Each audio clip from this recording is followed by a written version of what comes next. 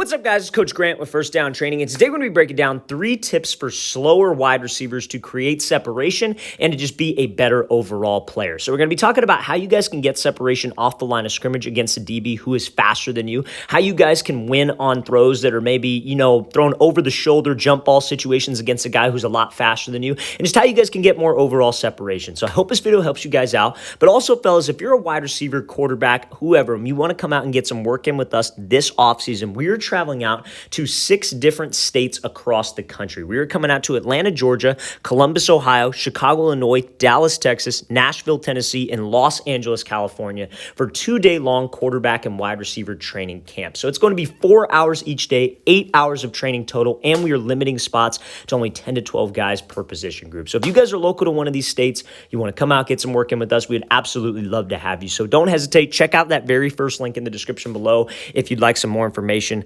Let's get started with this video. So now, first things first, for slower wide receivers, you have to take what the DB gives you, okay? So a lot of times you're going to be facing a different kind of leverage, right? So everybody always asks me like, hey, coach, what release would work for this route? What release should I do when I have to run this route? And it's all predicated on this guy's leverage. How is he lined up? How is he playing you? And when you understand why he's playing you that way, that's what helps you pick that release. So if you're a slower guy, how does this tie into you? Because when you're a slower dude, you have to rely solely on your technique. If you want to play at the next level, or maybe at the level you're at now, you're going to be going up against DBs who are naturally fast. Every single year at the NFL Combine, that's the one thing I could equate it to. The DBs are always the fastest guys there. Yes, you get some receivers who are burners, running backs, but DBs are consistently always fast. But they are playing at a disadvantage. That's what you guys have to understand. They are guessing. They are playing in a backpedal position. So I'm confident that I feel off the line of scrimmage, I get a little bit of a head start if I don't waste too much time and if I can avoid him getting hands to disrupt the timing. So this DB's lined up outside shade. Why is he outside shade? He wants to prevent the outside route. This is an outside receiver whose split is cut down. So anytime that you cut your split down, what should a smart DB be expecting? An outside breaking route, right? So as a wide receiver, if I have to run a corner route, an out route, I want to take what he gives me. Take the inside release, because if I let this DB get hands on me and get right into my hips, there's no way I'm getting separation, because simply I'm just not a better athlete than this guy because he's faster than me, maybe a little bit more explosive, but that's okay. I still got to be able to win with my technique. So this wide receiver does something we call a split release, right? A little hesitation move to the outside. All it takes is to get this DB to hesitate for a split second, and we take the inside release, because now I can use maybe my size to my advantage. Let's say you're a bigger guy. If you're on the slower side, you probably obviously want to have, a bigger frame. You want to be able to be a little bit more physical off the line. So he's dipping his shoulder. He's working to restack, because this restack, this DB's playing at your tempo now.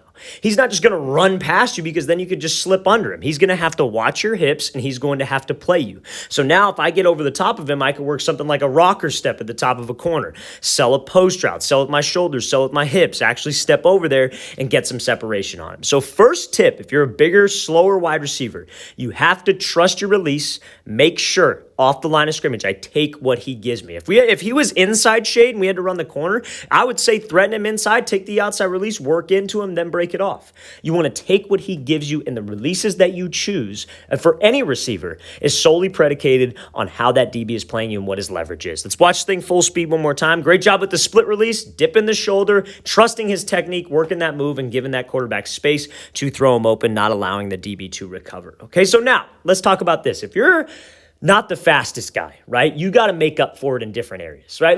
For example, let's say it's a short wide receiver, right? So you're a shorter guy, you got to have some quickness and you got to have some speed. That makes up for your height, right? So now if you're maybe on the slower side, something that can make up for that is having great hands, making every single catch, especially on film, right? Because if you got a college coach and he's recruiting you, he's looking at your tape, he wants to see things that are impressive. You running a slow route for a 7-yard gain with an easy catch, it's not that impressive, if I'm just being honest, right? So you have to make catches that stand out, and that's how you get on the field, especially if you're maybe not the fastest. So the second tip for slower wide receivers, you got to catch every ball, and you have to make the hard catch. So let's watch the thing from Dez Bryant right here, because in situations against faster DBs, they have great recovery speed. So you might get separation off the line, and you might go run a fade, but he might be able to recover quick, but I have to finish the play. So let's watch this thing full speed. So he does a great job with his release, but DB's able to recover.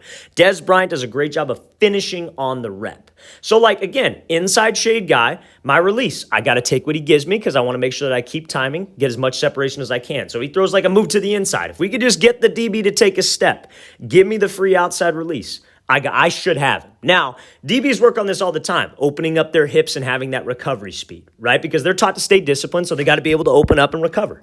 Now, I got to finish in this situation, especially if maybe you're competing for a job and you're going up against a receiver who's a better athlete than you. Maybe you're trying to get a scholarship and you know there's a ton of receivers who are running 4.40s, 4.5 guys. Maybe you're a 4.7, 4.8 40. You got to be able to make these types of plays. So when Dez Bryant goes up, this DB has great recovery speed, but he's doing a great job of going up strong. He's going up with strong hands. He's looking the ball and he's making sure he secures it. And when he secures that ball, he's ripping it away from the DB to finish on the play. These are the things that you have to do as a wide receiver to stand out when you don't have those physical attributes. Yes, we probably want to be on the bigger side. Yes, we always want to be as fast as possible, but sometimes you're maybe just not going to be naturally as quick as somebody else. That does not mean that you cannot play. At the next level, everybody's fast, everybody's explosive, everybody's big, but the technique is still what matters. If you can get to that level and you have great route running, you're able to create somewhat kind of separation. Like you look at guys like Devontae Adams, for example, he's maybe not he's fast, good athlete, plays in the NFL, obviously, but he's not the fastest guy out there. He's not Tyreek Hill, right? But he gets a ton of separation and he's able to be very successful because he's technical, and that is what matters, and he finishes the dang play. He has great hands. So let's watch the thing again, full speed one more time. Same thing with a guy like Cooper Kupp. Same thing with a guy like Hunter Renfrow. All these examples, these guys they do the little things. When you're not the biggest, not the fastest, you got to do the little things. Let's watch the thing again, full speed one more time. Great job by Dez making a play, coming back to that ball, going up strong, and finishing that rep. So now, last but not least, how are you able to get separation in situations when you're a slower guy, when this DB's opening up his hips and running with you, or he's stride for stride with you simply because he's just faster than you? So let's play this thing full speed. This is a stop route. And so the third tip I would say for slower wide receivers is you have to make everything look like a 9, not because you're faster than the DB, but because you are a great salesman. Okay, so let's play this thing full speed. So Keenan Allen does a great job of hesitating, running full speed, dropping his hips, and getting in and out of this break. So let's talk about that, right? So this DB is clearly probably faster than him, right? He's got to step on him probably the whole entire time. He's got great recovery speed. He's able to open up his hips. He's quicker than him. But that doesn't mean as a receiver that I can't get separation, because all I need to be able to do is to get him running full speed, right? Or get him to be able to run full stride, I should say. And so how I do that is with my body language, running as hard as I possibly can, and being in full stride. So when I come off the line, like everybody thinks that, to get space, I just got to be faster than this dude and that's going to make him overcommit. And yeah, that certainly helps, right? I'm not saying that doesn't help.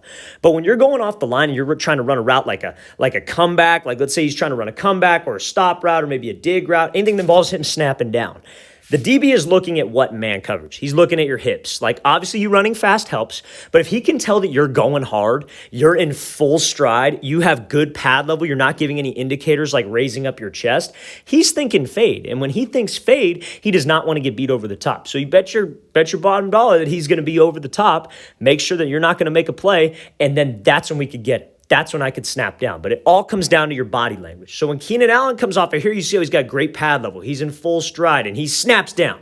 That is what we need to do. Again, like I said, the details, fellas. The little things are not little when you are undersized, when you are slower than most receivers, or maybe you're a little bit on the bigger side and you're maybe not the smoothest with your cuts. The little things are not little. Those matter because that is what will get you separation when you can't rely on your athleticism. So many wide receivers rely on their athleticism, especially in high school, youth ball, and because it works. Like the DBs that you're going against, to be honest, probably not the best DBs, best competition-wise. So you can get away with that kind of stuff, just being bigger, just being more physical, just being faster. But when you get to that next level, and that's the whole point of all this, is to get you there and to help you learn about the position, those details matter because those DBs will be faster than you at a certain point. So we have to make sure on my routes, I'm selling vertical with pad level, selling vertical with stride, and going as hard as I can. Let the hip drop, the violence of your hips be the thing that will change direction for you, because that is how we do it against that kind of look. Let's watch the thing again, full speed. Great example of Keenan Allen running full speed into the route, no indicators, and being able to drop this thing off and get out quick. All right, fellas, I really want to thank you for watching. I really appreciate it. If you guys have any questions at all, don't hesitate to leave those in the comment section below. We always appreciate the feedback, read every comment, so we really appreciate it, you guys. And again, we're coming out to 6 different states across the U.S. Atlanta, Georgia, which is almost sold out. We only have about 3 more spots left, and that is this weekend. Then we're coming out to Columbus, Ohio, Chicago, Illinois, Dallas, Texas, which is almost sold out as well, then Nashville and Los Angeles, California. So check out that very first link in the description below. We'd absolutely love to have you out to one of our camps. I'll see you guys next time.